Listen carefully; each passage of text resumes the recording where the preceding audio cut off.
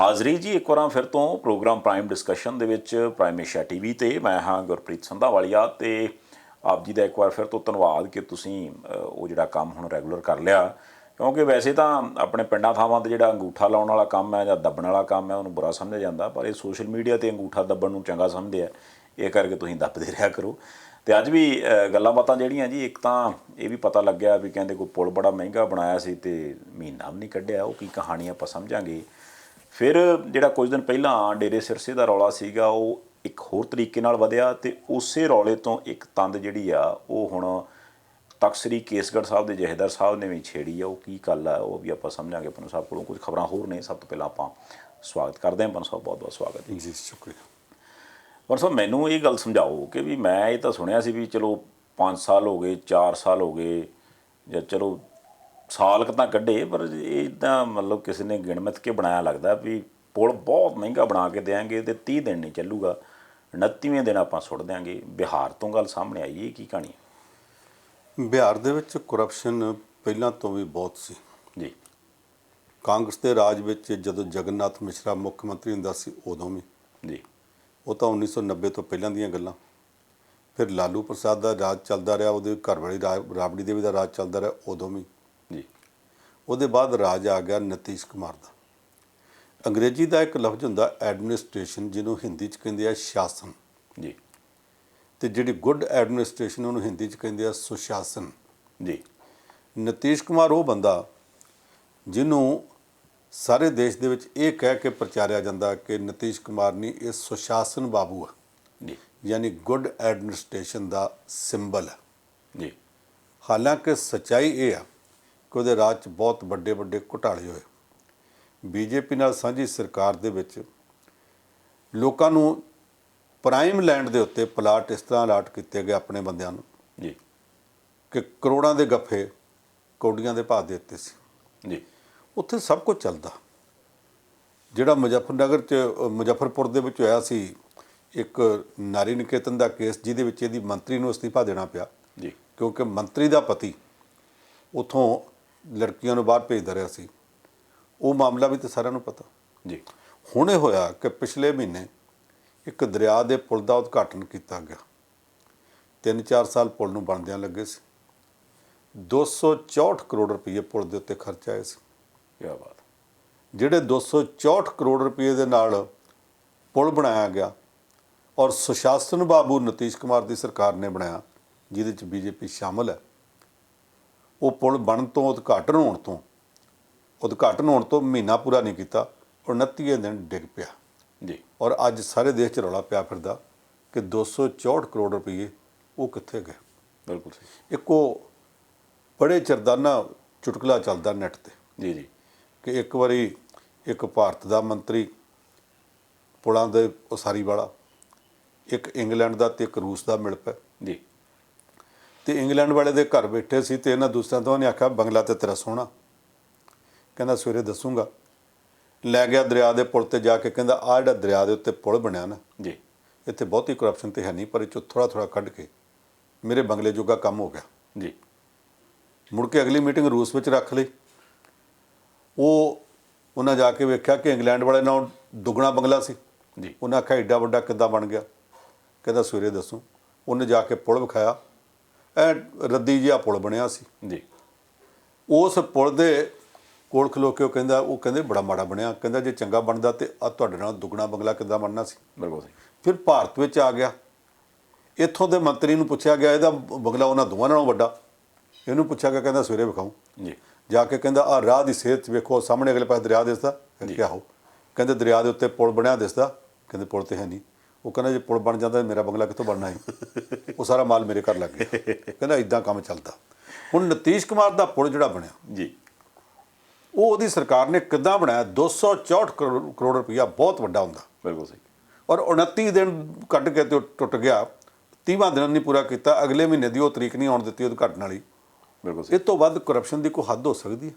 ਇਹਦਾ ਮਤਲਬ ਪੰਨੂ ਸਾਹਿਬ ਕਿ ਵੀ ਹਿੱਸਾਪਤੀ ਜ਼ਿਆਦਾ ਰੱਖਿਆ ਗਿਆ ਜਾਂ ਕੀ ਚੱਕਰ ਬਣਿਆ? ਨਹੀਂ, ਇਹਦਾ ਮਤਲਬ ਕਿ ਸਾਰਾ ਕੁਝ ਹੀ ਉਂਝ ਕੇ ਲੈ ਗਏ। ਉਹਦੇ 'ਚ ਬਸ ਰੇਤ ਬਜਰੀ ਉੱਥੇ ਜਾ ਕੇ ਮਾੜੀ ਮੋਟੀ ਠਕੋਰ ਕੇ ਪੁਲ ਖੜਾ ਕਰਤਾ। ਚਲੋ, ਜਿਹੜੇ ਪੁਲ ਦਾ ਐਕਸਪ੍ਰੈਸ ਵੇ ਦਾ ਉਦਘਾਟਨ ਨਰਿੰਦਰ ਮੋਦੀ ਸਾਹਿਬ ਨੇ ਥੋੜ੍ਹੇ ਮਹੀਨੇ ਪਹਿਲਾਂ ਕੀਤਾ ਸੀ। ਜੀ। ਜੀ। ਜਦੋਂ ਬਰਸਾਤਾਂ ਆਈਆਂ ਉਹਦੇ ਵਿੱਚ 8 ਥਾਵਾਂ ਤੋਂ ਟੋਏ ਪੈ ਕੇ ਕੁਝ ਕਿਤਿਓਂ ਕਿਸੇ ਪਾਸਿਓਂ ਫੁੱਟਪਾਥ ਕਿਸੇ ਪਾਸਿਓਂ ਟੋਟਾ ਉਹ ਬਹਿ ਗਿਆ ਸੀਗਾ ਜੀ। ਕਿਉਂਕਿ ਪੂਰਾ ਢੰਗ ਨਾਲ ਬਣਾਇਆ ਨਹੀਂ ਸੀਗਾ। ਜੇ ਐਕਸਪ੍ਰੈਸਵੇ ਵੀ ਇਸ ਤਰ੍ਹਾਂ ਬਣਦੇ ਪਏ ਨੇ ਤੇ ਇੱਥੇ ਫਿਰ ਗਰੰਟੀ ਕਿਹੜੀ ਗੱਲ ਦੀ ਹੈ? ਇਹ ਮਤਲਬ ਕਿ ਜਿੱਥੇ ਕਿਸੇ ਦਾ ਦਾਲ ਲੱਗਦਾ ਹਰ ਕੋਈ ਲਾਈ ਜਾਂਦਾ ਤੇ ਹਿੱਸਾ ਪੱਤੇ ਚੋਰ ਕੁੱਤੀ ਸਭ ਥਾਵਾਂ ਤੇ ਰਲ ਜਾਂਦੇ। ਇਹ ਦਾਲ ਆਉਣ ਦਾ ਚੱਕਰ ਤੇ ਇਹ ਹੈ ਨਾ, ਇਹ ਦੇਖੋ ਮਾਇਆ ਮਿਲਦੀ ਆ ਤੇ ਮਾਇਆ ਤੇ ਦਾਲ ਆਉਣਾ, ਜੇ ਕੁਰਸੀ ਮਿਲਦੀ ਆ ਤੇ ਕੁਰਸੀ ਤੇ ਦਾਲ ਆਉਣਾ। ਹੁਣ ਉਹ ਅਬਦੁੱਲਿਆਂ ਦਾ ਜਵਾਈ ਵੀ ਤੇ ਕਹਿੰਦੇ ਆ ਹਰਿਆਣੇ 'ਚ ਬੈਠਾ ਬਾਈ MLA ਲੈ ਕੇ ਕਹਿੰਦਾ ਮੈਂ BJP ਜਾਣਾ, ਤੇ BJP ਵਾਲੇ ਸ਼ਾਇਦ ਕੁੰਡਾ ਲਾ ਕੇ ਬਹਿ ਗਏ, ਉਹ ਅੰਦਰ ਲੰਘਣ ਨਹੀਂ ਦਿੰਦੇ। ਰਾਜਸਥਾਨ ਉਹ ਜਾਣ ਜੋਗਾ ਨਹੀਂ, ਤੇ ਫਿਰ ਹੁਣ ਹੋਊਗਾ ਕੀ? ਇਹਦੇ 'ਚ ਇੰਨਾ ਕੁ ਫਰਕ ਹੈ ਕਿ ਉਹਨੇ ਅਜੇ ਤੱਕ ਡਿਕਲੇਅਰ ਨਹੀਂ ਕੀਤਾ ਮੈਂ BJP ਜਾਣਾ ਜੀ। ਉੱਦਾਂ ਉਹ ਜਾਣਾ ਚਾਹੁੰਦਾ, ਬਾਹਰ ਆਖੀ ਜਾਂਦਾ ਕਿ ਮੈਂ ਤਾਂ ਜਾਣਾ ਨਹੀਂ BJP 'ਚ। ਉਹ ਇਸ ਕਰਕੇ ਕਿ BJP 'ਚ ਉਹਨੂੰ ਲੈਣ ਤੋਂ ਨਾ ਕਰਤੀ ਉਹਨਾਂ ਜੀ। ਕਾਂਗਰਸ ਵਿੱਚੋਂ ਸੂਬੇ ਦੀ ਪ੍ਰਧਾਨਗੀ ਵੀ ਖੁੱਸ ਗਈ, ਡਿਪਟੀ ਮੁੱਖ ਮੰਤਰੀ ਦੀ ਕੁਰਸੀ ਵੀ ਖੁੱਸ ਜੀ। ਗਈ, ਸਾਰਾ ਕੁਝ ਗਵਾ ਕੇ ਹੁਣ ਕਹਿੰਦਾ ਮੈਂ ਤਾਂ BJP ਜਾਣਾ ਨਹੀਂ। ਉਹਦੇ ਕੋਲ 22 MLA ਨੇ, 22 ਚੋਂ 19 ਕਾਂਗਰਸੀ ਨੇ, 3 ਆਜ਼ਾਦ ਨੇ ਜੀ। ਉਹ ਜਿਹੜੇ 22 ਲੈ ਕੇ ਉਹ ਬੈਠਾ ਹਰਿਆਣੇ ਦੇ ਵਿੱਚ ਮਾਨੇਸਰ ਦੇ ਵਿੱਚ, ਉਹਦੇ ਨਾਲ ਸਾਰੀ ਸਿਕਿਉਰਿਟੀ ਜਿਹੜੀ ਲੱਗੀ ਹੈ ਹਰਿਆਣੇ ਦੇ ਭਾਜਪਾ ਮੁੱਖ ਮੰਤਰੀ ਮਨੋਹਰ ਲਾਲ ਖੱਟਰ ਨੇ ਲਾਈ ਹੈ ਜੀ। ਸਾਰੇ ਪ੍ਰਬੰਧ ਇਹ ਕਰਦੇ ਪਏ ਆ। ਜਦੋਂ ਇਹਨਾਂ ਦੀ ਇੱਕ ਕਿਸਮ ਦਾ ਗੋਦੀ 'ਚ ਬੈਠਾ ਤੇ ਫਿਰ ਆਖੇ ਕਿ ਮੈਂ BJP 'ਚ ਜਾਣਾ ਨਹੀਂ, ਇਹ ਤਾਂ ਗੱਲ ਫਜ਼ੂਲ ਹੈ ਪੂਰੀ ਤਰ੍ਹਾਂ। ਉਹਨਾਂ ਦੇ ਕੋਲ ਨਹੀਂ ਤਾਂ ਸਾਰੇ ਭਾਰਤ ਵਿੱਚ ਕਿਤੇ ਵੀ ਜਾ ਕੇ ਆਪਣੇ 22 ਬੰਦੇ ਲੈ ਕੇ ਬਹਿ ਸਕਦਾ ਸੀ। ਜੀ ਜੀ। ਇੱਥੇ 22 ਲੈ ਕੇ ਬਹਿਣ ਦਾ ਮਤਲਬ ਹੈ ਕਿ ਸਾਰੀ ਤਿਆਰੀ ਕੀਤੀ ਸੀ। 73 BJP ਕੋਲ ਹੈਗੇ ਆ, 22 ਇਹ 95, 4-5 ਆਜ਼ਾਦ ਤੋੜ ਦਾਂਗੇ, ਸਰਕਾਰ ਬਣਾ ਲਾਂਗੇ। ਉਹ ਬਣੀ ਨਹੀਂ ਕਿਉਂਕਿ 100 ਹੀ ਚਾਹੀਦੇ ਆ ਜੀ। 200 ਦੀ ਅਸੈਂਬਲੀ ਆ, 101 ਚਾਹੀਦੇ ਆ। ਉਹਦੇ ਵਾਸਤੇ ਪੂਰਾ ਸਾਰਾ ਕੁਝ ਤਿਆਰ ਕੀਤਾ ਪਿਆ ਸੀ। ਹੁਣ ਰੇੜਕਾ ਕਿੱਥੋਂ ਪੈ ਗਿਆ? ਉਹ ਇੱਕ ਉੱਥੇ 2 ਵਾਰੀਆਂ ਦੀ ਸਾਬਕਾ ਮੁੱਖ ਮੰਤਰੀ ਆ ਵਸੁੰਧਰਾ ਰਾਜੇ ਜੀ, ਜਿਹਦਾ ਭਰਾ ਜੋਤਿਰਾਦਿੱਤਿਆ ਸਿੰਧੀਆ ਪਹਿਲਾਂ ਕਾਂਗਰਸੀ ਹੁੰਦਾ ਸੀ, ਉਹਦਾ ਪਿਓ ਵੀ ਕਾਂਗਰਸੀ ਸੀ, ਕੇਂਦਰੀ ਮੰਤਰੀ ਰਾਜੀਵ ਗਾਂਧੀ ਨਾਲ ਸੀ ਜੀ। ਇਹ ਮੁੰਡਾ ਵੀ ਕਾਂਗਰਸੀ ਵਿੱਚ ਮੁੜ ਕੇ ਜਿੱਤਦਾ ਰਿਹਾ ਸੀ। ਇਹ ਕਮਲਨਾਥ ਦੀ ਸਰਕਾਰ ਵੇਲੇ ਮੁੱਖ ਮੰਤਰੀ ਕਮਲਨਾਥ ਨਾਲ ਲੜ ਕੇ ਤੇ BJP ਚਲਾ ਗਿਆ ਜੀ। ਉਹਨਾਂ ਦੀ ਭੂਆ ਭਤੀਜੇ ਦੀ ਆਪੋ 'ਚ ਬਣਦੀ ਨਹੀਂ। ਦੂਜਾ ਇਹ ਕਿ ਨਰਿੰਦਰ ਮੋਦੀ ਦੀ ਤੇ ਵਸੁੰਧਰਾ ਰਾਜੇ ਦੀ ਨਹੀਂ ਬਣਦੀ। ਵਸੁੰਧਰਾ ਰਾਜੇ ਹੁੰਦੀ ਸੀ ਮੁੱਖ ਮੰਤਰੀ, ਤੇ ਜਦੋਂ ਪਤਾ ਲੱਗਾ ਕਿ ਇਹਨੇ ਜਿਹੜਾ ਉਹ ਸ਼ਾਇਦ ਲਲਿਤ ਮੋਦੀ ਆ ਜਿਹੜਾ ਉਹ IPL ਦਾ ਕਮਿਸ਼ਨਰ ਸੀਗਾ ਤੇ ਕਾਲਾ ਮਾਲਾ ਭੱਜ ਗਿਆ ਸੀ ਇੰਗਲੈਂਡ, ਜੀ ਜੀ। ਉਹਦੇ ਵਾਸਤੇ ਇਹਨੇ ਕੋਈ ਮਦਦ ਕੀਤੀ ਸੀ। ਉਹਦਾ ਕਰਕੇ ਜਦੋਂ ਬਹੁਤ ਰੌਲਾ ਪਿਆ ਤੇ ਮੋਦੀ ਸਾਹਿਬ ਨੇ ਇੱਥੋਂ ਨਿਤਨ ਗਡਕਰੀ ਨੂੰ ਭੇਜਿਆ ਸੀ ਕਿ ਮੁੱਖ ਮੰਤਰੀ ਵਸੁੰਧਰਾ ਰਾਜੇ ਨੂੰ ਕਹਿ ਦਿਓ ਅਸਤੀਫਾ ਦੇ ਦੇ, ਅਸੀਂ ਹੋਰ ਕੋ ਬਣਾ ਦਿੰਦੇ, ਤੈਨੂੰ ਕਿਤੇ ਐਡਜਸਟ ਕਰ ਦਿਆਂਗੇ। ਤੇ ਉਹਨੇ ਜਾਂਦਿਆਂ ਅੱਖਾਂ ਵਿਖਾਈਆਂ ਕਿ ਅਸਤੀਫਾ ਮੇਰੇ ਤੋਂ ਤੁਸੀਂ ਦਵਾ ਲਓ, ਫਿਰ ਇੱਥੇ ਰਾਜਸਥਾਨ 'ਚ BJP ਦੀ ਜੜ ਪੁੱਟੀ ਜਾਊਗੀ ਜੀ। ਔਰ ਜਿਹੜਾ ਗਡਕਰੀ ਦਾ ਅਸਤੀਫਾ ਦਿਵਾਉਣ ਆਇਆ ਸੀ ਉਹਨੇ ਪ੍ਰੈਸ ਕਾਨਫਰੰਸ ਕਰਕੇ ਆਖਿਆ ਕਿ ਸਾਰੀ ਪਾਰਟੀ ਵਸੁੰਧਰਾ ਰਾਜੇ ਦੇ ਨਾਲ ਖੜੀ ਹੈ। ਅੱਜ ਵੀ ਵਸੁੰਧਰਾ ਰਾਜੇ ਉੱਥੋਂ ਦੀ ਭਾਜਪਾ 'ਚ ਬਹੁਤ ਭਾਰੂ ਹੈ ਜੀ। ਉਹਨੇ ਅੱਗੋਂ ਕਹਿਤਾ ਕਿ ਅੱਗੇ ਤੁਸੀਂ ਜੋਤਿਰਾਦਿੱਤਿਆ ਸਿੰਧੀਆ ਨੂੰ ਵਿੱਚ ਲੈ ਲਿਆ ਭਾਜਪਾ ਦੇ, ਤੁਸੀਂ ਸਾਡੇ ਟੱਬਰ ਵਿੱਚ ਵੀ ਪਾਟਕ ਪਾਉਂਦੇ ਪਏ ਜੀ। ਹੁਣ ਜੇ ਇਸ ਬੰਦੇ ਨੂੰ ਇੱਥੇ ਲਿਆਂਦਾ ਤੇ ਤੁਸੀਂ ਲੈ ਆਓ, ਕੋਈ ਗੱਲ ਨਹੀਂ, ਫਿਰ ਮੈਂ ਕਿਸੇ ਹੋਰ ਪਾਸੇ ਤੁਰ ਪੈਣੀ। ਜਦੋਂ ਉਹਨੇ ਅੱਖਾਂ ਵਿਖਾਈਆਂ ਤੇ ਇਹਨਾਂ 'ਚੋਂ ਕਿਸੇ ਦੀ ਜ਼ਰੂਰਤ ਨਹੀਂ ਪਈ। ਹੁਣ ਉਹ ਉੱਥੇ ਮਾਨੇਸਰ ਦੇ ਵਿੱਚ BJP ਦੀ ਬੁੱਕਲ 'ਚ ਬੈਠਾ 22 ਬੰਦੇ ਲੈ ਕੇ, BJP ਦੀ ਅਗਲੇ ਪਾਸੇ ਡਿੱਕਾ ਲਾਈ ਬੈਠੀ ਆ ਵਸੁੰਧਰਾ ਰਾਜੇ ਕਿ ਮੈਂ ਵੜਨ ਨਹੀਂ ਦੇਣਾ। ਕਾਂਗਰਸ ਵਾਲਿਆਂ ਨੇ ਆਖਿਆ ਕਿ ਇਹਨੂੰ ਅਸੀਂ ਅਹੁਦੇ ਤੋਂ ਲਾਤਾ, ਡਿਪਟੀ ਮੁੱਖ ਮੰਤਰੀ ਤੋਂ ਵੀ ਤੇ ਸੂਬੇ ਦੀ ਪ੍ਰਧਾਨਗੀ ਤੋਂ ਵੀ। ਨਾਲ ਨੋਟਿਸ ਜਾਰੀ ਕਰਤੇ ਆ ਕਿ ਤੁਸੀਂ ਪਾਰਟੀ ਮੀਟਿੰਗ 'ਚ ਨਹੀਂ ਆਏ, ਵਿਪ ਦੀ ਉਲੰਘਣਾ ਕੀਤੀ ਹੈ, ਤੁਹਾਨੂੰ ਵਿਧਾਨ ਸਭਾ ਦੀ ਮੈਂਬਰੀ ਤੋਂ ਖਾਰਜ ਕਰ ਦੇਣਾ। ਉੱਦਾਂ ਵਿਪ ਜਿਹੜਾ ਨਾ ਉਹ ਵਿਧਾਨ ਸਭਾ ਦੇ ਸੈਸ਼ਨ 'ਚ ਲਾਗੂ ਹੁੰਦਾ, ਪਾਰਟੀ ਮੀਟਿੰਗਾਂ 'ਤੇ ਨਹੀਂ ਲਾਗੂ ਹੁੰਦਾ। ਪਰ ਉਹਨਾਂ ਨੇ ਪਾਰਟੀ ਮੀਟਿੰਗ ਦੇ ਵੀ ਕਹਿ ਦਿੱਤਾ ਤੇ ਸਪੀਕਰ ਨੇ ਨੋਟਿਸ ਵੀ ਅੱਧੀ ਰਾਤ ਜਾ ਕੇ ਰਾਜਸਥਾਨ ਵਿਧਾਨ ਸਭਾ ਖੋਲ੍ਹ ਕੇ ਕਾਂਗਰਸੀ ਵਿਧਾਨ ਸਭਾ ਸਪੀਕਰ ਜਿਹੜਾ ਉੱਥੇ ਉਹਨੇ ਅੱਧੀ ਰਾਤ ਨੂੰ ਵਿਧਾਨ ਸਭਾ ਖੋਲ੍ਹ ਕੇ ਤੇ ਇਹਨਾਂ ਸਾਰਿਆਂ ਨੋਟਿਸ ਜਾਰੀ ਕੀਤੇ ਆ। ਉਹ ਜਿਹੜੀ ਖੇਡ ਚੱਲਦੀ ਆ ਉਹ ਹੁਣ ਅਦਾਲਤ ਤੱਕ ਵੀ ਚਲੀ ਗਈ। ਇਹਨਾਂ ਜਾ ਕੇ ਅਰਜ਼ੀ ਦਿੱਤੀ ਹੈ ਕਿ ਸਾਡੀ ਵਿਧਾਨ ਸਭਾ ਮੈਂਬਰੀ ਬਚਾਈ ਜਾਵੇ। ਉਸ ਖੇਡ ਦੇ ਵਿੱਚ ਸਚਿਨ ਪਾਇਲਟ ਬਹੁਤ ਕਸੂਤਾ ਫਸ ਗਿਆ ਤੇ ਇਹਦੇ ਨਾਲ ਦੇ ਜਿਹੜੇ 21 ਜਣੇ ਆ ਉਹਨਾਂ 'ਚ 3 ਤਾਂ ਆਜ਼ਾਦ ਨੇ, ਦੂਸਰੀ ਵਾਰੀ ਜਿੱਤਣ ਦੀ ਆਸ ਕੋਈ ਨਹੀਂ ਹੁੰਦੀ ਜੀ। ਉਹ ਵੀ ਸਾਰੇ ਜਣੇ ਇਹ ਸਮਝਦੇ ਆ ਕਿ ਸਾਨੂੰ ਇਹਨੇ ਕਸੂਤੇ ਫਸਾ ਦਿੱਤਾ। ਹੁਣ ਉੱਥੇ ਅੰਦਰ ਬੈਠੇ ਵੀ ਉਹਦੇ ਨਾਲ ਲੜਦੇ ਹੋਣਗੇ। ਜਿੰਨੀ ਉਹਨੂੰ ਆਸ ਸੀ ਕਿ ਮੈਂ ਮੁੱਖ ਮੰਤਰੀ ਬਣ ਜਾਣਾ, ਉਨੀ ਹੁਣ ਨਿਰਾਸ਼ਾ ਪੱਲੇ ਪੈ ਗਈ ਜੀ। ਪਰ ਅਬਦੁੱਲੇ ਨਾ ਕਹਿੰਦੇ ਹੋਣਗੇ ਵੀ ਪ੍ਰਾਹੁਣਿਆਂ ਚੱਲ ਕੋਈ ਨਹੀਂ, ਇੱਧਰ ਆ ਜਾ, ਜੰਮੂ ਕਸ਼ਮੀਰ 'ਚ ਕੁਛ ਨਾ ਕੁਛ ਕਰ ਲੈਂਦੇ। ਉਹਨਾਂ ਦੇ ਆਪਣੇ ਪੱਲੇ ਉੱਥੇ ਕੀ ਹੈ? ਅੱਛਾ ਜੀ। ਅਜੇ ਤੇ ਉਹ ਆਪ ਕਸੂਤੇ ਜੇ ਫਸੇ ਨੇ, ਮੋਦੀ ਸਾਹਿਬ ਦੇ ਤਰਲੇ ਕੱਢਦੇ ਪਏ ਨੇ। ਪਹਿਲਾਂ ਮੋਦੀ ਦੇ ਖਿਲਾਫ ਬੋਲਦੇ ਸੀ ਜੀ ਜੀ। ਜਿਸ ਦਿਨ ਦੀ ਸਚਿਨ ਪਾਇਲਟ ਦੀ ਘਰਵਾਲੀ ਨੇ ਜਿਹੜੀ ਫਰੂਕ ਅਬਦੁੱਲੇ ਦੀ ਧੀ ਆ ਤੇ ਉਮਰ ਅਬਦੁੱਲੇ ਦੀ ਭੈਣ ਆ ਜੀ ਜੀ, ਜਿੱਦਣ ਦੀ ਉਹਨੇ ਅਰਜ਼ੀ ਪਾਈ ਸੁਪਰੀਮ ਕੋਰਟ 'ਚ ਤੇ ਉਹਦੇ ਤਰਲਾ ਮਾਰਨ ਤੇ ਪਿਓ ਤੇ ਭਰਾ ਦੀ ਨਜ਼ਰਬੰਦੀ ਖਤਮ ਕੀਤੀ ਹੈ। ਉਹਦੇ ਤੋਂ ਬਾਅਦ ਆ ਪਿਛਲੇ 2 ਮਹੀਨਿਆਂ ਦੇ ਵਿੱਚ ਉਹ ਦੋਵੇਂ ਪਿਓ ਪੁੱਤਾਂ ਨੇ ਮੋਦੀ ਦੇ ਖਿਲਾਫ ਬਿਆਨ ਕਢਾ ਦਿੱਤਾ ਬਿਲਕੁਲ। ਕਿਤੇ ਸਹਿੰਦਾ ਸਹਿੰਦਾ ਜੇ ਇੱਕ ਅੱਧਾ ਮਾੜਾ ਮੋਟਾ ਬਿਆਨ ਦੇ ਛੱਡਿਆ, ਉਹ ਤੇ ਬੋਲਦੇ ਨਹੀਂ ਦੇ ਖਿਲਾਫ, ਕਿਉਂਕਿ ਉਹਨਾਂ ਨੂੰ ਪਤਾ ਕਿ ਜਦੋਂ ਬੋਲਾਂਗੇ ਤੇ ਫਿਰ ਮੋਦੀ ਹੈ ਤਾਂ ਮੁਮਕਿਨ ਹੈ ਭਲਕੇ ਫਿਰ ਅੰਦਰ ਦੇ ਦੂਗਾ। ਪਰ ਸਭ ਅਗਲੀ ਗੱਲ ਮੈਂ ਕਰਨੀ ਚਾਹੁੰਦਾ ਡੇਰੇ ਸਿਰਸੇ ਬਾਰੇ। ਡੇਰੇ ਸਿਰਸੇ ਬਾਰੇ ਆਪਾਂ 2 ਦਿਨ ਪਹਿਲਾਂ ਵੀ ਗੱਲ ਕੀਤੀ ਸੀ, ਜਿੱਦਣ ਇੱਕ ਟੀਵੀ ਚੈਨਲ ਦੇ ਵਿੱਚ ਆ ਕੇ ਡੇਰੇ ਦੀ ਸਮਰਥਕ ਇੱਕ ਬੀਬੀ ਨੇ ਗੱਲ ਕੀਤੀ ਸੀ ਕਿ ਵੀ ਬਾਬਾ ਜੀ ਨੂੰ ਫਸਾਉਣ ਲਈ ਜਾਂ ਉਹ ਜਿਹੜੀ ਡੇਰੇ ਦੀ ਗੱਦੀ ਆ ਉਹਨੂੰ ਹਥਿਆਉਣ ਦੇ ਲਈ ਬਹੁਤ ਕੁਝ ਕੀਤਾ ਜਾ ਰਿਹਾ। ਤੇ ਹੁਣ ਇਹ ਗੱਲ ਸਾਹਮਣੇ ਆ ਰਹੀ ਹੈ ਕਿ ਡੇਰੇ ਦੇ ਵਿੱਚ ਸੱਚਮੁੱਚ ਹੀ ਬਹੁਤ ਜ਼ਿਆਦਾ ਕਸ਼ਮਕਸ਼ ਚੱਲ ਰਹੀ ਹੈ ਕਿ ਵੀ ਇੱਦਾਂ ਗੱਡੀ ਨਹੀਂ ਚੱਲਣੀ, ਇੱਦਾਂ ਡੇਰਾ ਨਹੀਂ ਚੱਲਣਾ, ਜੇ ਬਾਬਾ ਜੀ ਅੰਦਰ ਆ ਤੇ ਜਿਹੜੀ ਗੱਦੀ ਆ ਉਹ ਕਿਸੇ ਨਾ ਕਿਸੇ ਨੂੰ ਦਿੱਤੀ ਜਾਵੇ। ਇਹਨੂੰ ਕਿਵੇਂ ਦੇਖਦੇ ਹੋ ਵੀ ਉਸ ਬਿਆਨ ਤੋਂ ਬਾਅਦ ਜੇ ਗੱਲ ਖੁੱਲ੍ਹ ਗਈ ਆ ਤੇ ਫਿਰ ਉਸ ਚੀਜ਼ ਨੂੰ ਤੂਲ ਮਿਲ ਗਈ? ਦੇਖੋ, ਪਰਸੋਂ ਉਸ ਡੇਰੇ ਦੀ ਇੱਕ ਬੀਬੀ ਵੀਰਪਾਲ ਕੌਰ ਇੱਕ ਟੀਵੀ ਚੈਨਲ ਤੇ ਬੋਲੀ ਹੈ ਜੀ। ਉਹ ਪਹਿਲਾਂ ਜਿਹੜੀ ਉੱਪਰਲੀ ਕਮਾਂਡ ਟੀਮ ਸੀ ਉਹਦੇ 'ਚ ਹੁੰਦੀ ਸੀ, ਅੱਜ ਕੱਲ੍ਹ ਉਹ ਡੇਰੇ 'ਚ ਨਹੀਂ ਜਾਂਦੀ ਜੀ। ਜਿਹੜੇ ਬਰਗਾੜੀ ਤੋਂ ਬੇਅਦਬੀ ਕਾਂਡ ਸ਼ੁਰੂ ਹੋਇਆ ਸੀ, ਉਹ ਉਸ ਬਰਗਾੜੀ ਪਿੰਡ ਦੀ ਜੰਮਪਲ ਹੈ ਜੀ। ਸਾਰੇ ਕੇਸ ਨਾਲ ਜੜ ਤੋਂ ਜੁੜੀ ਹੋਈ ਵੀ ਆ। ਹੁਣ ਉਹ ਇਹ ਕਹਿੰਦੀ ਆ ਕਿ ਜੋ ਕੁਛ ਹੋਇਆ ਸਾਡੇ ਡੇਰਾ ਮੁਖੀ ਦੇ ਵਾਸਤੇ ਪੋਸ਼ਾਕ ਤੇ ਘੱਲੀ ਸੀ, ਸਾਰਿਆਂ ਨੂੰ ਪਤਾ ਕਹਿ ਕੇ ਤੇ ਨਾਂ ਨਹੀਂ ਲੈਂਦੀ ਸੁਖਬੀਰ ਸਿੰਘ ਬਾਦਲ ਦਾ। ਕਹਿੰਦੀ ਮੈਂ ਕਿਉਂ ਕਵਾਂ, ਸਾਬਕਾ ਡੀਜੀਪੀ ਸ਼ਸ਼ੀਕਾਂਤ ਨੇ ਲਿਖਿਆ ਹੀ ਆ ਕਿ ਸੁਖਬੀਰ ਸਿੰਘ ਬਾਦਲ ਨੇ ਭੇਜੀ ਸੀ ਪੋਸ਼ਾਕ, ਉਹਨੂੰ ਜਾ ਕੇ ਪੁੱਛ ਲਓ। ਪਰ ਬਹਾਨੇ ਨਾਲ ਉਹ ਕਹਿ ਗਈ ਆ, ਹੁਣ ਇਹਨੂੰ ਵੀ ਫਸਾ ਗਈ। ਨਾਲ ਉਹਨੂੰ ਪੁੱਛਿਆ ਗਿਆ ਕਿ ਡੇਰੇ ਵਾਲੇ ਤੇਰੇ ਨਹੀਂ ਕਹਿੰਦੇ, ਉਹ ਕਹਿੰਦੀ ਡੇਰੇ 'ਚ ਇਸ ਵੇਲੇ ਪ੍ਰਬੰਧ ਜਿਨ੍ਹਾਂ ਦੇ ਕੋਲ ਹੈ, ਕਿਹਨਾਂ ਦੇ ਕੋਲ ਆ ਪ੍ਰਬੰਧ? ਇੱਕ ਜਿਹੜੀ ਹਨੀਪ੍ਰੀਤ ਹੈ, ਇੱਕ ਉਹ ਕੁੜੀ ਵਿਪਾਸ਼ਨਾ ਇੰਸਾ, ਇਹ 3-4 ਜਣੇ ਜਿਹੜੇ ਚਲਾਉਂਦੇ ਪਏ। ਉਹ ਕਹਿੰਦੀ ਜੀ ਵੇਖਣ ਨੂੰ ਇਹ ਸਾਰੇ ਜਾਣੇ ਬਾਬੇ ਦੇ ਸਮਰਥਕ ਨੇ, ਪਰ ਅਸਲ ਵਿੱਚ ਸਾਰੇ ਚਾਹੁੰਦੇ ਆ ਕਿ ਬਾਬਾ ਜੇਲ੍ਹ 'ਚ ਬੈਠਾ ਰਹੇ ਤੇ ਅਸੀਂ ਇੱਥੇ ਮੌਜ ਮਾਣਦੇ ਰਹੀਏ। ਇਹ ਬਾਬੇ ਤੇ ਮਦਦ ਹੀ ਨਹੀਂ ਕਰਦੇ ਪਏ। ਇੱਥੇ ਲੜਾਈ ਉਹ ਕਹਿੰਦੀ ਗੱਦੀ ਦੀ ਆ। ਹੁਣ ਅਸਲ ਵਿੱਚ ਉਹ ਚਾਹੁੰਦੇ ਆ ਕਿ ਗੱਦੀ ਨਸ਼ੀਨ ਕੋਈ ਹੋਰ ਹੋਵੇ। ਇੱਕ ਵਾਰੀ ਪਿੱਛੇ ਜੇ ਇਹ ਖਬਰ ਆਈ ਸੀ ਕਿ ਬਾਬੇ ਨੇ ਆਖਿਆ ਕਿ ਮੇਰੇ ਮੁੰਡੇ ਨੂੰ ਤੁਸੀਂ ਗੱਦੀ ਨਸ਼ੀਨ ਬਣਾ ਦਿਓ, ਇਹਦੇ ਉੱਤੇ ਵੀ ਰੌਲਾ ਪਿਆ।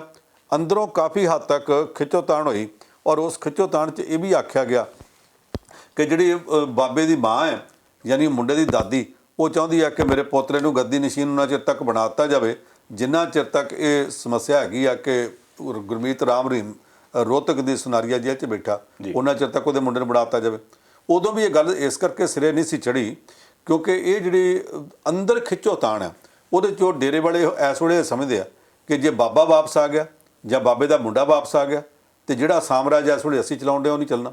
ਵੀਰਪਾਲ ਕੌਰ ਸਾਹਿਬ ਕਹਿੰਦੀ ਆ ਕਿ ਇਹ ਕਹਿ ਕੇ ਕਿ ਡੇਰਾ ਮੁਖੀ ਗੁਰਮੀਤ ਰਾਮ ਰਹੀਮ ਸਿੰਘ ਦਾ ਕੇਸ ਲੜਦਾ ਇਹਨਾਂ ਨੇ ਥਾਂ ਤੋਂ ਪਤਾ ਨਹੀਂ ਕਿੱਥੋਂ ਕਰੋੜਾਂ ਰੁਪਈਆ ਇਕੱਠਾ ਕਰ ਲਿਆ ਜੀ। ਇਹ ਗੱਲ ਸੱਚੀ ਵੀ ਹੋ ਸਕਦੀ ਹੈ, ਮੈਂ ਨਹੀਂ ਕਹਿੰਦਾ ਵੀ ਬਿਲਕੁਲ ਸੱਚੀ ਹੈ, ਪਰ ਹੋ ਸਕਦੀ ਆ ਕਿ ਜਿੱਥੇ ਵੀ ਜਾਣ ਕਹਿ ਦੇਣ ਜੀ ਬਾਬੇ ਦਾ ਕੇਸ ਲੜਦਾ ਦਿਓ, ਤੇ ਲੋਕੀ ਬਥੇਰੇ ਭਗਤ ਆ ਜਿਹੜੇ ਉਹਦੇ ਮਗਰ ਅੰਨਾ ਪੈਸਾ ਲਟਾਉਣ ਨੂੰ ਤਿਆਰ ਆ। ਕੰਨਾਂ ਦੀਆਂ ਵਾਲੀਆਂ ਲਾ ਕੇ ਬੀਬੀਆਂ ਸੁੱਟਣਗੀਆਂ, ਉਹ ਪੈਸਾ ਕਿੱਥੇ ਜਾ ਰਿਹਾ ਕੋਈ ਪਤਾ ਨਹੀਂ। ਹੁਣ ਉਹਦੀ ਇਸ ਪਰਸੋਂ ਵਾਲੀ ਗੱਲ ਤੋਂ ਬਾਅਦ ਜਿਹੜਾ ਡੇਰਾ ਚਲਾਉਣ ਵਾਲਾ ਗਰੁੱਪ ਹੈ ਉਹਨਾਂ ਨੇ ਨਵਾਂ ਬਿਆਨ ਜਾਰੀ ਕਰਤਾ। ਪਹਿਲਾਂ ਤਾਂ ਇਹ ਕਿ ਇਹ ਬੀਬੀ ਸਾਡੇ ਉਸ ਡੇਰੇ ਦੀ ਬੁਲਾਰਾ ਨਹੀਂ ਜੀ, ਜਦ ਕਿ ਪਹਿਲਾਂ ਬੀਬੀ ਉਸ ਡੇਰੇ ਦੀ ਹਾਈ ਕਮਾਂਡ 'ਚ ਹੁੰਦੀ ਸੀ ਜੀ। ਦੂਜਾ ਉਹਨਾਂ ਨੇ ਕਹਿਤਾ ਕਿ ਸਾਡੇ ਡੇਰੇ 'ਚ ਕੋਈ ਗੱਦੀ ਨਸ਼ੀਨ ਦੀ ਲੜਾਈ ਨਹੀਂ, ਸਾਡੇ ਕੋਲ ਗੱਦੀ ਨਸ਼ੀਨ ਗੱਦੀ ਦੇ ਮਾਲਕ ਬੈਠੇ ਨੇ ਗੁਰਮੀਤ ਰਾਮ ਰਹੀਮ ਸਿੰਘ ਹੈ, ਜਦੋਂ ਆ ਜਾਣਗੇ ਬਣ ਜਾਣਗੇ, ਉੱਦਾਂ ਡੇਰਾ ਚੱਲਦਾ ਪਿਆ, ਉਹ ਇਸ ਵੇਲੇ ਵੀ ਉਹੀ ਨੇ। ਇਹਦਾ ਮਤਲਬ ਇਹ ਕਿ ਵੀਰਪਾਲ ਕੌਰ ਜਿਹੜੀ ਗੱਲ ਕਹਿੰਦੀ ਹੈ ਕਿ ਇਹ ਜਾਣਬੁੱਝ ਕੇ ਕੋਈ ਕਾਰਜਕਾਰੀ ਮੁਖੀ ਨਹੀਂ ਬਣਾਉਣਾ ਚਾਹੁੰਦੇ ਕਿ ਸਾਡੀ ਚੌਧਰ ਖਤਮ ਨਾ ਹੋ ਜਾਏ, ਉਹ ਤੇ ਫਿਰ ਸੱਚਾਈ ਹੈ ਜੀ। ਕਿਉਂਕਿ ਉਹ ਵੀ ਉਹ ਕਹਿੰਦੇ ਆ ਜੀ ਉਹ ਜੇਲ੍ਹ ਬੈਠਾ ਸਾਡਾ ਮੁਖੀ ਹੈ, ਤੇ ਇਹ ਵੀ ਇਹੋ ਕਹਿੰਦੀ ਆ ਜੀ ਉਹ ਕਾਰਜਕਾਰੀ ਮੁਖੀ ਇਸ ਕਰਕੇ ਨਹੀਂ ਬਣ ਦਿੰਦੇ ਕਿ ਜੇ ਕੋਈ ਬਣ ਗਿਆ ਤੇ ਇਹਨਾਂ ਦੀ ਚੌਧਰ ਖਤਮ ਹੋ ਜਾਣੀ, ਉਹਨਾਂ ਚਿਰ ਪੈਸੇ ਇਕੱਠੇ ਕਰਦੇ ਆ ਤੇ ਇਸ ਕਰਕੇ ਕਿਸੇ ਨੂੰ ਮੁਖੀ ਨਹੀਂ ਬਣਨ ਦੇ ਰਹੇ। ਹੁਣ ਸਾਹਿਬ ਇਹ ਜਿਹੜੀ ਉਹ ਹਨੀਪ੍ਰੀਤ ਸੀ ਉਹਨੂੰ ਜਦੋਂ ਬਾਹਰ ਕੱਢਿਆ ਗਿਆ ਉਦੋਂ ਤਾਂ ਬੜਾ ਰੌਲਾ ਪਿਆ ਸੀ ਇਸ ਚੀਜ਼ ਦਾ ਵੀ ਹੁਣ ਹਨੀਪ੍ਰੀਤ ਨੂੰ ਸ਼ਾਇਦ ਕਾਰਜਕਾਰੀ ਮੁਖੀ ਬਣਾ ਦੇਣ, ਸਾਰਾ ਕੁਝ ਉਹ ਚਲਾਊਗੀ, ਪਰ ਉਹ ਬਾਅਦ 'ਚ ਕਿਤੇ ਲੱਭੀ ਨਹੀਂ। ਉਹਦੇ ਨਾਲੋਂ ਵਿਪਾਸ਼ਨਾ ਇੰਸਾ ਬਾਅਦ ਵਿੱਚ ਭਾਰੂ ਹੋ ਗਈ ਜੀ। ਵਿਪਾਸ਼ਨਾ ਇੰਸਾ ਦਾ ਦਬਦਬਾ ਵੱਧ ਗਿਆ। 2-3 ਬੰਦੇ ਉਹਨਾਂ ਦੇ ਉਹ ਨੇ ਜਿਹੜੇ ਅਜੇ ਤੱਕ, ਇੱਕ ਤਾਂ ਡਾਕਟਰ ਹੈ, ਇਹ 2-3 ਬੰਦੇ ਆ ਜਿਹੜੇ ਅਜੇ ਤੱਕ ਪੁਲਿਸ ਦੇ ਕਾਬੂ ਨਹੀਂ ਆਏ ਜੀ, ਜਾਂ ਪਤਾ ਵੀ ਹੈ ਕਿੱਥੇ ਆ ਤੇ ਪੁਲਿਸ ਫੜਦੀ ਨਹੀਂ। ਉਹ ਇਸ ਕਰਕੇ ਨਹੀਂ ਫੜਦੀ ਕਿਉਂਕਿ ਜਿਹੜੀ ਹਰਿਆਣੇ ਦੀ ਪੁਲਿਸ ਹੈ ਹਰਿਆਣੇ ਦੀ ਸਰਕਾਰ ਤੋਂ ਪੁੱਛੇ ਕਾਰਵਾਈ ਨਹੀਂ ਕਰ ਸਕਦੀ ਜੀ। ਤੇ ਹਰਿਆਣੇ ਦੀ ਸਰਕਾਰ ਨੇ 2014 ਦੀਆਂ ਚੋਣਾਂ 'ਚ ਵੀ ਤੇ 2019 ਦੀਆਂ ਚੋਣਾਂ 'ਚ ਵੀ ਇਸ ਡੇਰੇ ਤੋਂ ਵੋਟਾਂ ਲਈਆਂ ਨੇ। ਉਹ ਵੋਟਾਂ ਦਾ ਜਿਹੜੀ ਉਹਦੇ ਉਹ ਸ਼ਰਮ ਆ ਉਹ ਮਾਰਦੀ, ਉਹਦਾ ਕਰਕੇ ਉਹ ਕਿਸੇ ਨੂੰ ਫੜਦੇ ਨਹੀਂ ਪਏ, ਉਹ ਬੰਦੇ ਉੱਥੇ ਹੀ ਫਿਰਦੇ ਆ। ਇੱਕ ਅਦਿੱਤਿਆ ਇਨਸਾਨ ਅਜੇ ਤੱਕ ਉਹ ਲੱਭਾ ਹੀ ਨਹੀਂ ਜੀ ਜੀ ਜੀ। ਪਰ ਉਹ ਡੇਰੇ ਦੇ ਵਿੱਚ ਅਜੇ ਵੀ ਕਹਿੰਦੇ ਪੂਰੀ ਸਰਗਰਮੀ, ਉਹ ਸਾਰਾ ਦਖਲ ਦਿੰਦਾ ਪਿਆ। ਜੇ ਦਖਲ ਦਿੰਦਾ ਪਿਆ ਤੇ ਹਰਿਆਣੇ ਦੀ ਪੁਲਿਸ ਫੜਦੀ ਕਿਉਂ ਨਹੀਂ? ਉੱਥੋਂ ਖਬਰਾਂ ਹੋਰ ਆਉਂਦੀਆਂ ਨੇ, ਹਰਿਆਣੇ ਦੀ ਪੁਲਿਸ ਹੋਰ ਕਹਿੰਦੀ ਸਾਨੂੰ ਮਿਲਦਾ ਨਹੀਂ। ਇੱਕ ਵਾਰੀ ਜਦੋਂ ਇੱਕ ਸੈਸ਼ਨ ਜੱਜ ਦੀ ਅਗਵਾਈ 'ਚ ਹਾਈ ਕੋਰਟ ਦੇ ਹੁਕਮ ਤੇ ਚੈੱਕ ਕਰਨ ਗਏ ਤੇ ਜਿਹੜੇ ਉੱਥੇ ਡਾਕਟਰ ਨੇ ਅੱਗੇ ਲੱਗ ਕੇ ਸਾਰਾ ਕੁਝ ਚੈੱਕ ਕਰਾਇਆ, ਬਾਅਦ ਵਿੱਚ ਪਤਾ ਲੱਗਾ ਕਿ ਅੰਦਰ ਅੱਧੇ ਘੁਟਾਲਿਆਂ ਦੇ ਕਪੜਿਆਂ ਦੀ ਜੜ ਤੇ ਉਹ ਡਾਕਟਰ ਆ। ਜੀ। ਫਿਰ ਪੁਲਿਸ ਫੜਨ ਵਾਸਤੇ ਗਈ, ਪਤਾ ਲੱਗਾ ਕਿ ਉਹਦੇ ਤੇ ਵਾਰੰਟ ਸੀਗੇ ਕੋਲ, ਤੇ ਉਹਨੇ ਚਿਰ ਨੂੰ ਅੰਡਰਗਰਾਉਂਡ ਹੋ ਗਿਆ। ਪਰ ਜਦੋਂ ਇਹਨਾਂ ਕੋਲ ਵਾਰੰਟ ਸੀ ਪਹਿਲਾਂ, ਤੇ ਸੈਸ਼ਨ ਜੱਜ ਦੇ ਨਾਲ ਗਿਆ ਸੀ, ਉਦੋਂ ਕਿਉਂ ਨਾ ਫੜਿਆ? ਇਹ ਬਥੇਰੇ ਤਮਾਸ਼ੇ ਉੱਥੇ ਹੁੰਦੇ ਪਏ ਆ। ਸੋ ਗੱਦੀ ਦੀ ਲੜਾਈ ਉੱਥੇ ਇਦਾਂ ਦੀ ਆ, ਜੇ ਕੱਲ ਨੂੰ ਇਸ ਗੱਦੀ ਦੀ ਲੜਾਈ 'ਚ ਉੱਥੇ ਕੋਈ ਝਗੜਾ ਹੋ ਜਾਏ, ਕੋਈ ਕਿਸੇ ਦਾ ਨੁਕਸਾਨ ਹੋ ਜਾਵੇ, ਤੇ ਹੈਰਾਨੀ ਨਹੀਂ ਹੋਣੀ ਚਾਹੀਦੀ। ਇਹੋ ਜਿਹੇ ਡੇਰਿਆਂ ਤੇ ਜਿੱਥੇ ਕਰੋੜਾਂ ਦੇ ਆਮਦਨ ਹੋਵੇ, ਉਹਦੇ ਵਾਸਤੇ ਬਹੁਤ ਕੁਝ ਹੁੰਦਾ ਤੇ ਹੋ ਇੱਥੇ ਵੀ ਸਕਦਾ। ਜੀ, ਇੱਕ ਮਸਲਾ ਤੁਸੀਂ ਜ਼ਿਕਰ ਕੀਤਾ ਸੀ ਉਹੀ ਕਿ ਵੀਰਪਾਲ ਕੌਰ ਹੋਰਾਂ ਨੇ ਜਿਹੜਾ ਉਹ ਚੋਲੇ ਦਾ ਜਾਂ ਪੋਸ਼ਾਕ ਦਾ ਮਸਲਾ ਉਠਾਇਆ ਸੀਗਾ, ਉਹ ਗੱਲ ਹੁਣ ਤਖ਼ਤ ਸ੍ਰੀ ਕੇਸਗੜ੍ਹ ਸਾਹਿਬ ਦੇ ਜਥੇਦਾਰ ਰਘਵੀਰ ਸਿੰਘ ਹੋਰਾਂ ਨੇ ਚੱਕੀ। ਉਹ ਕਹਿੰਦੇ ਕਿ ਵੀ ਇਹਦੇ ਤੇ ਸ਼੍ਰੋਮਣੀ ਅਕਾਲੀ ਦਲ ਦੇ ਪ੍ਰਧਾਨ ਸਰਦਾਰ ਸੁਖਬੀਰ ਸਿੰਘ ਬਾਦਲ ਸਾਹਿਬ ਸਪਸ਼ਟੀਕਰਨ ਦੇਣ, ਤੇ ਜੇ ਢਿੱਲਾ ਮੱਠਾ ਸਪਸ਼ਟੀਕਰਨ ਹੋਇਆ ਤੇ ਉਹ ਵੀ ਮੰਨਿਆ ਨਹੀਂ ਜਾਊਗਾ। ਹਰਪ੍ਰੀਤ ਸਿੰਘ ਹੋਰਾਂ ਨੇ ਨਹੀਂ ਗੱਲ ਚੱਕੀ, ਜਥੇਦਾਰ ਕਾਰਜਕਾਰੀ ਜਿਹੜੇ ਅਕਾਲ ਤਖ਼ਤ ਸਾਹਿਬ ਦੇ ਨੇ, ਪਰ ਕੇਸਗੜ੍ਹ ਸਾਹਿਬ ਤੋਂ ਗੱਲ ਚੱਕੀ ਗਈ। ਇਹਨੂੰ ਕਿਵੇਂ ਦੇਖਦੇ ਹੋ? ਦੇਖੋ, ਅਕਾਲ ਤਖ਼ਤ ਸਾਹਿਬ ਦਾ ਜਿਹੜਾ ਜਥੇਦਾਰ ਗਿਆਨੀ ਹਰਪ੍ਰੀਤ ਸਿੰਘ ਜੀ, ਕਾਰਜਕਾਰੀ ਜਥੇਦਾਰ ਆ, ਉਹ ਤਾਂ ਪਤਾ ਨਹੀਂ ਕਿਉਂ ਇਸ ਮਸਲੇ ਤੇ ਚੁੱਪ ਵੱਟ ਗਿਆ। ਜੀ, ਜਾਂ ਤਾਂ ਇਹ ਹੈ ਕਿ ਮੁਕਤਸਰ ਦਾ ਪਿਛੋਕੜ ਹੈ, ਇਸ ਗੱਲ ਦੇ ਕੋਈ ਲਿਹਾਜ਼ ਦਾ ਅਕਾਲ ਤਖ਼ਤ ਦੇ ਜਥੇਦਾਰ ਨੂੰ ਇਹ ਤੇ ਬੋਲਣਾ ਚਾਹੀਦਾ ਸੀ। ਜੀ, ਗਿਆਨੀ ਰਘਵੀਰ ਸਿੰਘ ਵੀ ਆਪ ਨਹੀਂ ਬੋਲਿਆ।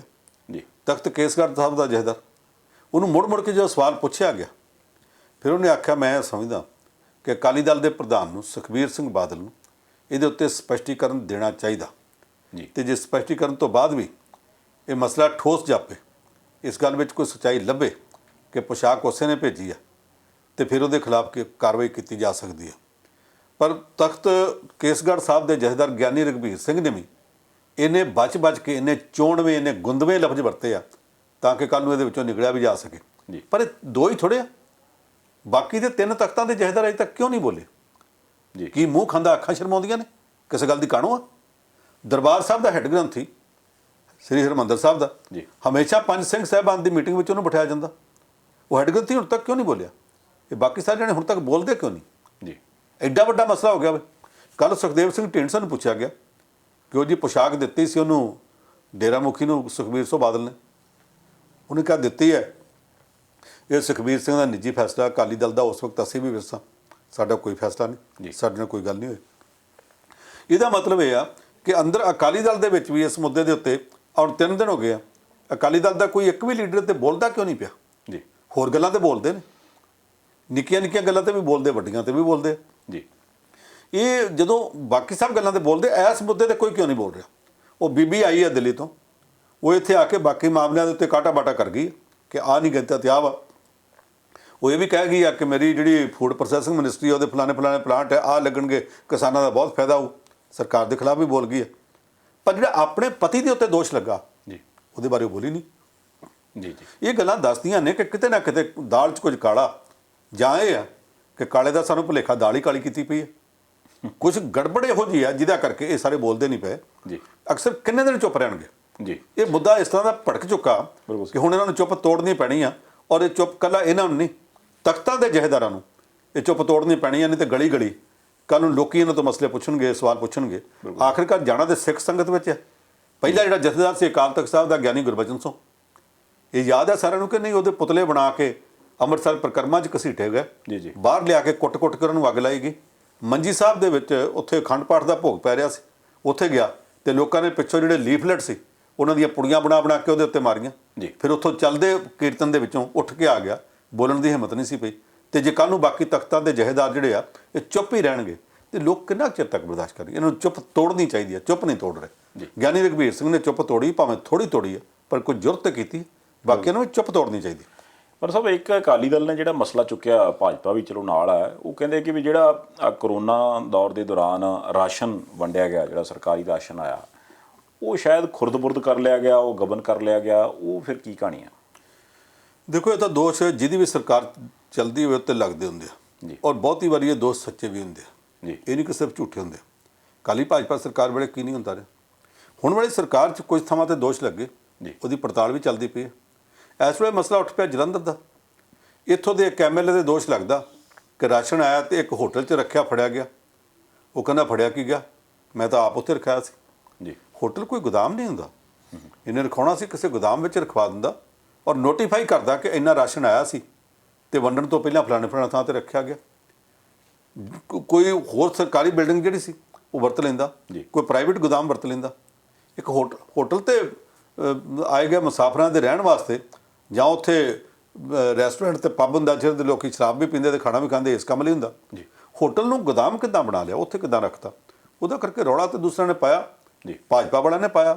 ਉਹਦਾ ਜਿਹੜਾ ਵਿਰੋਧੀ ਹੈ ਇਸ ਵੇਲੇ, ਜਿਹੜਾ ਪਿਛਲੀ ਚੋਣ 'ਚ ਹਾਰਿਆ, ਜੀ। ਉਹ ਮਨੋਰੰਜਨ ਕਾਲੀਆ, ਉਹਨੇ ਵੀ ਮੁੱਦਾ ਚੁੱਕਿਆ, ਬਾਕੀ ਲੋਕ ਵੀ ਮੁੱਦਾ ਜੀ। ਚੁੱਕ ਰਹੇ ਨੇ।